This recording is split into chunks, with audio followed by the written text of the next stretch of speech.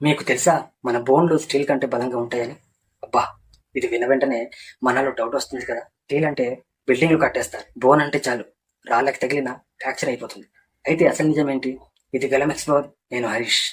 మన బాడీలోని బోన్లు స్టీల్ కంటే 5 రెట్లు బలంగా ఉంటాయి. వెయిట్ ప్రకారం చూస్తే.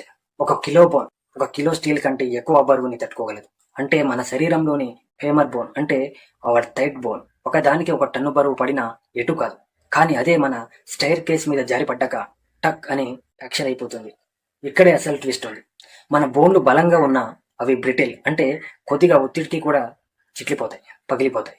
బలం అంటే బరువుని తట్టుకునే శక్తి. ఉదాహరణకు గ్లాస్ రోడ్ బలంగా ఉంటుంది, కానీ చిన్నగా పడి చిట్లిపోతుంది. అదే రబ్బర్ అయితే తిప్పినా తిరిగినా తిరిగి వచ్చేస్తుంది. అంటే రబ్బర్ బలహీనమని కాదు, కానీ సహన శక్తి ఎక్కువ. మన బోన్లలో బలం ఉంది, కానీ ఫ్లెక్సిబిలిటీ లేదు. అందుకే అవి టక్కున పగిలిపోతాయి. మన బోన్లు కేవలం సపోర్ట్ కోసం మాత్రమే కాదు. బోన్ మా ఏరో లాంటి మ్యారలో బ్లడ్ కూడా తయారవుతుంది.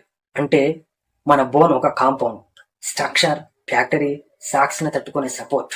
అందుకే బలమున్న బలహీనతలున్న మనకు మంచి ఆహారం, వ్యాయామం, కాల్షియం, విటమిన్ డి అన్నీ అవసరం. సింపుల్గా చెప్పాలంటే మన బోన్లు స్టీల్ కంటే బలంగా ఉంటాయి, కానీ తట్టుకునే శక్తి తక్కువగా ఉంటుంది. అందుకే మన బాడీని మనం కాపాడుకోవడమే అసలైన సూపర్ పవర్.